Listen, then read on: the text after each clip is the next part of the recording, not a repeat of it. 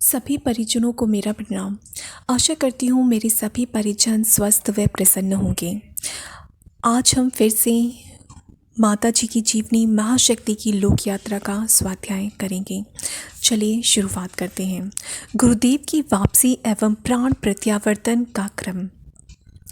प्रत्यावर्तित हो रहे प्राणों से माताजी और गुरुदेव के बीच भाव संदेशों का आदान प्रदान होता रहता था। शुभ्र धवल हिम शिखरों वाले हिमालय की गहनताओं में तपोलीन गुरुदेव और हरिद्वार की दिव्य साधना स्थली शांति कुंज में साधलालीन माताजी एक दूसरे की परिस्थिति एवं भाव दशा को अपने हृदय की गहराइयों में सतत अनुभव करते थे। दोनों के कर्तव्य कठोर थे, दोनों की साधना दुर्धर्ष थी। माताजी गायत्री परिवार के अपने बच्चों को प्यार दुलार देने, उनकी कष्ट कठिनाइयों में भागीदार होने के साथ शांति कुंज के भविष्यत के लिए आध्यात्मिक ऊर्जा का अक्षय कोष जुटाने में जुटी थी।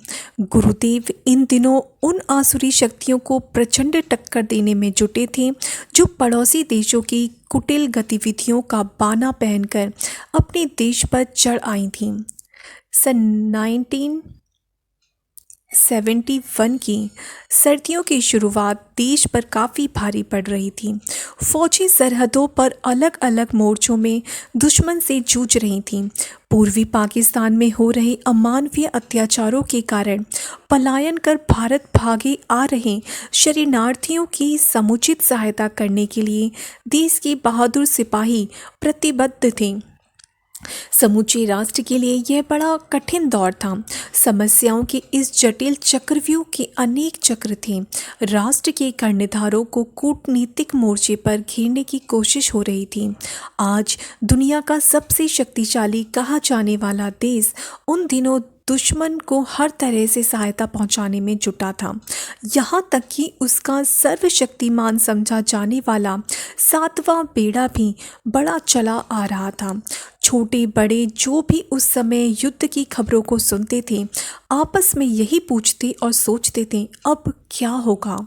अचानक घटनाक्रमों में कुछ ऐसे चमत्कारी परिवर्तन हुए कि बाजी एकदम पलट गई। नया इतिहास नहीं, नया भूगोल भी रच गया।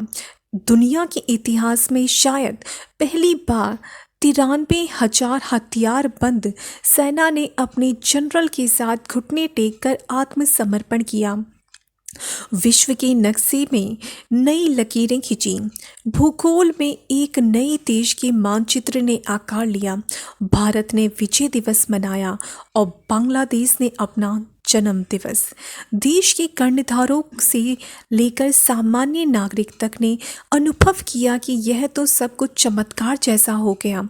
कैसे लौटा 7वां बेड़ा, कैसे किया दुश्मन की इतनी बड़ी फौज ने आत्मसमर्पण। इन सवालों का जवाब सामान्य बुद्धि खोजने में असमर्थ थी। बस सभी ने यही कहा कि यह तो भारत की आध्यात्मिक दिव्य शक्तियों का चमत्कार है। जिन दिनों यह सब हुआ उन्हीं दिनों एक परिजन डॉक्टर अमल कुमार दत्ता, जो अब शांति कुंज के वरिष्ठ कार्यकर्ता हैं और ब्रह्मवर्चस शोध संस्थान में रहते हैं, माताजी से मिलने आए। मिलने पर उन्होंने माताजी से कहा, माताजी आपने सुना भारत ने युद्ध जीत लिया। उत्तर में माताजी बड़े धीरे से बोली, हाँ बेटा, सुन भी लिया और देख भी लिया। परिजन को थोड़ा अचरज हुआ कि यह सुनना तो ठीक है, पर देखने का क्या मतलब है।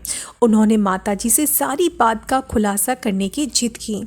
उनकी इस जिद पर वह कहने लगी, अभी जो यह लड़ाई हुई वह 2 तरह से लड़ी गई। एक तो अपनी फौजों ने मोर्चे पर जांबाजी दिखाई। फौजों की इस बहादुरी की जितनी सराहना की जाए कम है, लेकिन इस लड़ाई में हिमालय की ऋषि सत्ताओं ने भी जबरदस्त और प्रचंड रूप से हिस्सा लिया। इसमें गुरुदेव की मुख्य भूमिका रही। उन्होंने अपनी तपा शक्ति से दुश्मन की षड्यंत्रकारी योजनाओं को तार तार करके रख दिया। मैंने यह सब प्रत्यक्ष अपनी आंखों से देखा।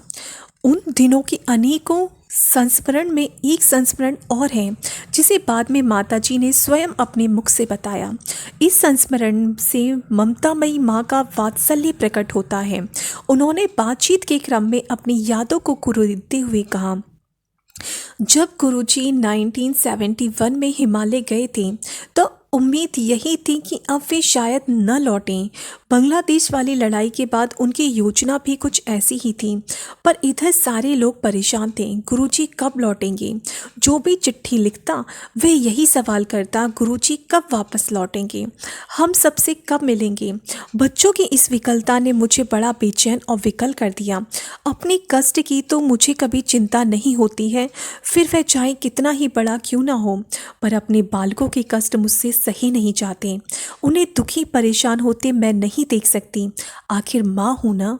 बच्चों की इस परेशानी के कारण मेरी बेचैनी इतनी बढ़ गई कि गुरुजी से प्रार्थना करते हुए मेरी चीख निकल गई। इस चीख के कारण कुछ लोगों ने समझ लिया कि माताजी बीमार हैं।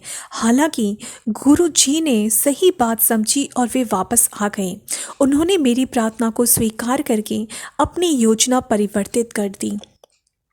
वापस आने के बाद गुरुदेव सबसे पहले सुदूरवास करने वाले प्रवासी परिजनों की पुकार का उत्तर देने के लिए अफ्रीका गए।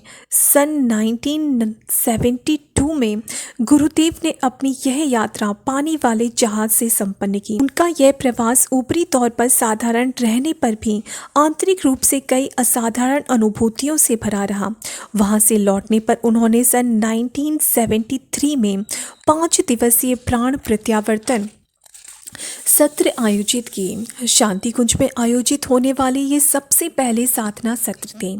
इसमें देश भर के परिजनों ने भाग लिया और अपने प्राणों के प्रत्यावर्तन की अनुभूति प्राप्त की। इन परिजनों में से अनेक आज शांति कुंज और ब्रह्मवर्चस के वरिष्ठ कार्यकर्ता हैं। जो शांति कुंज में आकर नहीं भी रह सके, वे भी अपने अपने क्षेत्र में जी जान से मिशन की गतिविधियों में जुटे हैं। प्राणों का यह प्रत्यावर्तन सब तरह से अनूठा था।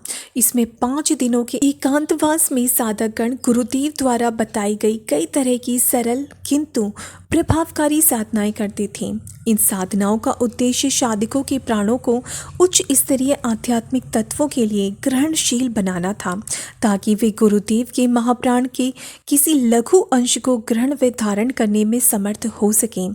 साधना की इस अवधि में प्रत्येक साधक को गुरुदेव के संग सुपास व चर्चा परामर्श का भरपूर मौका मिलता था। इस साधना में साधकों को भोजन व औषधि कल्प के माध्यम से माता जी की प्राण सुधा पीने को मिलती थी। वे अपने बच्चों को इन्हीं माध्यमों से अपने तप का महत्वपूर्ण अंश देकर अनुग्रहित करती थीं। इन प्रत्यावर्तन शिविरों से लेकर लगभग 1 दशक की अवधि तक शांति कुंज में अनेक तरह के साधना सत्रों का आयोजन संचालन हुआ। इनमें भागीदारी करने वाले देश भर के हजारों साधकों ने परम पूज्य गुरुदेव के साथ माता जी की तपा शक्ति और योग विधियों का साक्षात्कार किया। ये सभी सर्व सिद्धिदात्री माँ द्वारा दिए गए विविध अनुदानों से लाभान्वित हुए। यह अवधि शांति कुंज के स्वर्णिम कालों में से एक थी। इसी अवधि में माता जी को सहयोग देने के लिए शैल दीदी एवं डॉक्टर प्रणब पंड्या का आगमन हुआ। अध्यात्म के वैज्ञानिक आयाम को प्रतिष्ठित करने के लिए ब्रह्मवर्चस शोध संस्थान की स्थापना हुई। इसी के साथ आदिशक्ति जगदम्बा को युग शक्ति के रूप में प्रतिष्ठित करने के लिए परम पूज्य गुरुदेव ने एक नया अभियान छेड़ा। यह इस सत्य का उद्घोष था कि युग निर्माण मिशन की सूत्र संचालिका आदिशक्ति स्वयं है। इस अभियान को गति देने के लिए गुरुदेव ने स्वयं देश भर की यात्राएं की। पहले चरण में संपूर्ण देश के गिने चुने हुए पवित्र तीर्थ स्थानों पर 24 शक्तिपीठ स्थापित हुईं। बाद में इनकी संख्या बढ़ती गई। गुरुदेव के इस प्रवास काल में माता जी ने मिशन और शांति कुंज की सूत्र संचालिका होने का दायित्व निभाया। शांति कुंज का समग्र सूत्र संचालन। सूत्र संचालिका के रूप में माताजी यद्यपि अपने शांति कुंज आगमन के समय से ही क्रियाशील थीं, लेकिन गुरुदेव के हिमालय से वापस लौटने के बाद उन्होंने फिर से अपने आप को परोक्ष भूमिका में समेट लिया था। ऐसा करने के पीछे किसी तरह के अयोग्यता जन्य कारण नहीं थे, बल्कि वे श्रेय व यश कामना विहीन अपने गुरु मार्गदर्शक और आराध्य के प्रति पूर्ण पूर्णतया समर्पित साधिका का आदर्श प्रस्तुत करना चाहती थीं। वे स्वयं जीकर अपने बच्चों को बताना चाहती थीं, सिखाना चाहती थीं कि शिष्यत्व क्या होता है, शिष्य कैसा होता है, साधना में समर्पण का क्या महत्व है। सर्वेश्वरी माँ के अतिरिक्त भला और कौन अपने बच्चों के लिए ऐसा त्याग में, कष्ट में एवं आदर्शपूर्ण जीवन जिएगा। अध्यात्म साधकों के लिए माता जी की यह जीवन शैली कितनी ही आदर्श निष्ठ क्यों न हो, पर मिशन को उनके कुशल नेतृत्व की आवश्यकता थी। गुरुदेव की हिमालय से वापसी इसी शर्त पर हुई थी कि वे पूर्ण एकांत में सतत उच्च स्तरीय आध्यात्मिक प्रयोगों में संलग्न रहेंगी।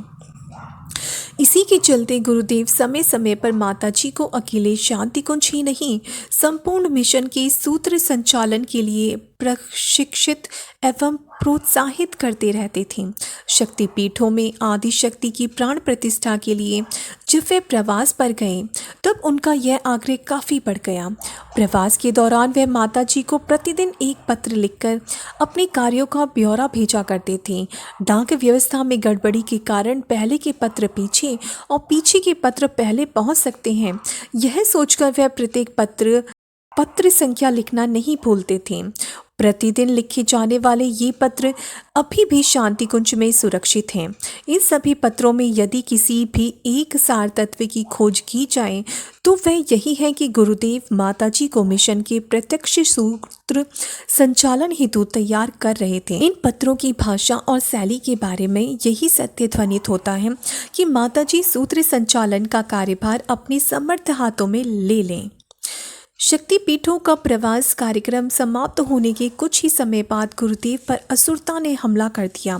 यह घटना सन 1984 के प्रारंभ की है। आसुरी शक्तियों ने अपने नीच गुणों के अनुरूप एक व्यक्ति को माध्यम बनाकर गुरुदेव पर आक्रमण किया। उस समय शांति कुंज में कल्प साधना सत्र चल रहे थे। शिविर में भागीदार होने आए सभी परिजन अपने साधनात्मक कार्यक्रमों में व्यस्त थे। उन दिनों गुरुदेव सभी के लिए प्रायः सभी समय सर्वसुलभ भी हुआ करते थे। इसी का लाभ उठाकर एक दुष्ट व्यक्ति ऊपर आ गया और उसने उन पर प्राणघातक हमला किया। हालांकि गुरुदेव की समर्थ प्रतिरोध के कारण उसे बहुत ज़्यादा सफलता न मिली और वह डरकर भाग निकला। इस तरह से करुणामूर्ति गुरुदेव ने स्वयं ही उस कायर और डरपोक को भाग जाने का अवसर दिया। लेकिन इस घटना से एक बात तो साफ हो गई कि माध्यम कोई भी हो, किंतु आसुरी शक्तियों का इतना साहस तो बढ़ ही गया कि वे देव शक्तियों के केंद्र शांति कुंज में घुसकर देव शक्तियों के महानायक गुरुदेव पे हमला करने की हिम्मत जुटा सकती हैं। यह एक चुनौती थी जिसे गुरुदेव ने प्रसन्न भाव से स्वीकार किया और वे असुरता को समर्थ ढंग से उत्तर देने के लिए सूक्ष्मीकरण साधना में चले गए। परिपूर्ण एकांत में चलने वाली इस साधना का मकसद विश्व वसुधा पर छाते जा रहे आसुरी आतंक को निरस्त करना था। साथ ही तीसरे विश्व युद्ध की उन भयावह संभावनाओं को समाप्त करना था जिसकी भविष्यवाणी एक अरसे से दुनिया भर के सभी भविष्यवक्ता करते चले आ रहे हैं। सन 1984 की रामनवमी को इस तरह योजनाबद्ध रीति से गुरुदेव के एकांत में चले जाने के बाद मिशन के सूत्र संचालन का सारा दायित्व माता जी पर आ गया। इस दायित्व के साथ एक अन्य गुरुतर दायित्व भी उन पर था। वह गुरुदेव द्वारा की जाने वाली अत्यंत दुष्कर एवं दुरूह सूक्ष्मीकरण साधना में वह उनकी समर्थ सहयोगिनी भी थी। गुरुदेव इन दिनों जिस सूक्ष्मीकरण साधना को कर रहे थे वह योग और तंत्र का मिला जुला अत्यंत उच्च स्तरीय और गोपनीय प्रयोग था। इसकी दुरूहता और दुष्करता को इसी सत्य से समझा जा सकता है कि ब्रह्मर्षि विश्वामित्र के बाद से सृष्टि के आध्यात्मिक इतिहास में किसी ने भी इसे करने की हिम्मत नहीं जुटाई थी। इसी से सोचा जा सकता है कि इसके महानुष्ठान को करने वाले और इस कार्य में उनका समर्थ सहयोगी बनने वालों में कितनी असाधारण आध्यात्मिक योग्यता और साधनात्मक समर्थता की आवश्यकता थी। इस कार्य के लिए गुरुदेव को चौथी बार हिमालय यात्रा करनी पड़ी, लेकिन इस बार की यात्रा उन्होंने सूक्ष्म शरीर से की। इस दौरान माताजी ने अपनी समर्थ साधना शक्ति से गुरुदेव के स्थूल शरीर की आसुरी प्रकोपों से रक्षा की। इस हिमालय यात्रा में गुरुदेव को उनके द्वारा की जाने वाली अलौकिक साधना का विधि विधान बताया गया। विश्व हित में इसके अत्यंत प्रभावकारी परिणाम बताने के साथ साधना के लिए आवश्यक सावधानियां भी गिनाई गईं।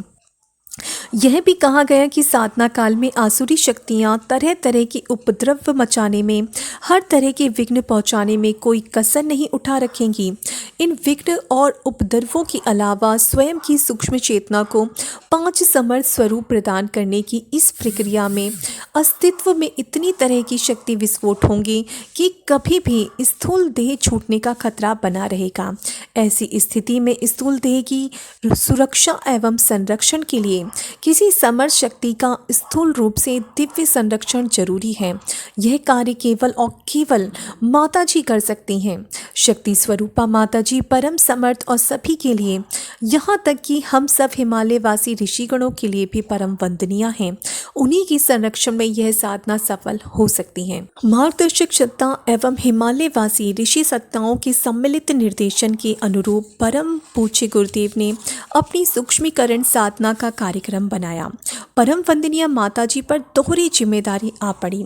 रात्रि में गुरुदेव की साधना में समर्थ सहयोग करते हुए पूरे दिन उन्हें मिशन के सभी कामकाज की देखभाल करनी थी, सभी तरह की व्यवस्था के लिए मार्गदर्शन देना था, छोटे बड़े सभी लोगों की प्रत्येक बात को ध्यान से सुनकर निर्णय देना था, क्षेत्र में कार्यरत कार्यकर्ताओं की समस्याओं के हल निकालने थे। इन सारे कामों के साथ कष्ट और पीड़ा में पड़े अपने उन बच्चों का भी ध्यान रखना था जो अपनी प्यारी माँ के अलावा और कुछ जानते ही नहीं।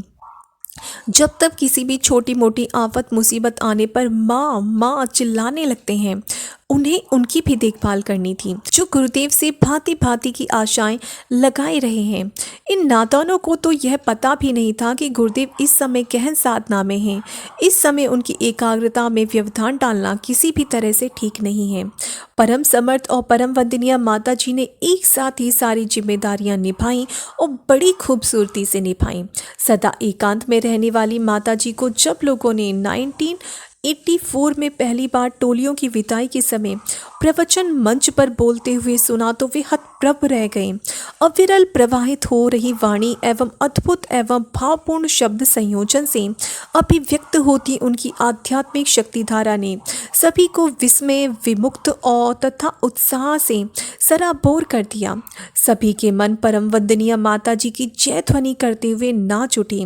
इसी समय एक दूसरी सच्चाई और भी उजागर हुई। क्षेत्र से आने वाले कार्यकर्ता जब माता जी से इस दौरान मिले तो अंतर्यामी माँ ने खुलकर उन्हें अपनी योग शक्ति का परिचय दिया। पहले वे सदा अपनी को गोपन रखती थीं। किसी के द्वारा कोई समस्या बताने पर वे प्राय यह कहती थी कि बेटा तुम गुरुदेव से मिल लो, उन्हें अपनी सारी बातें बता दो, मैं भी उनसे तुम्हारी बात कह दूंगी। लेकिन इस बार तो सभी को स्थिति एकदम बदली हुई लगी। मिलने वाले प्रत्येक व्यक्ति ने अनुभव किया कि उनकी अपनी माँ ने सारा सूत्र संचालन अपने हाथों में ले लिया है। और माँ जब सूत्र संचालिका होती है तो वह कोई प्रशासिका एवं व्यवस्थापिका नहीं होती, वह तो व्यवस्था और प्रशासन के माध्यम से भी दोनों हाथों से अपने मातृत्व को, अपने वात्सल्य को लुटाती हैं। परम वंदनीय माता जी तो मिशन की व्यवस्था एवं प्रशासन की सामान्य लौकिक शक्तियों के साथ अपनी उच्च स्तरीय आध्यात्मिक शक्तियों को लुटाने लगी थीं। सभी पर उनके आशीष बरसने लगे थे। सर्वेश्वरी अपनी समस्त संतानों पर अतिशय कृपालु हो उठी थी। समस्त सूत्र संचालन में उनका मातृभाव छा गया था। वे अपने आंचल के आशीषों की वृष्टि कर रही थी।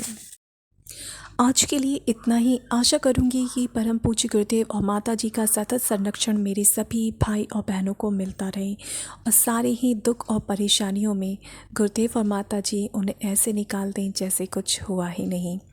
इन्हीं शब्दों के साथ मैं अपनी वाणी को विराम देती हूँ और सभी को प्रणाम। जय गुरुदेव।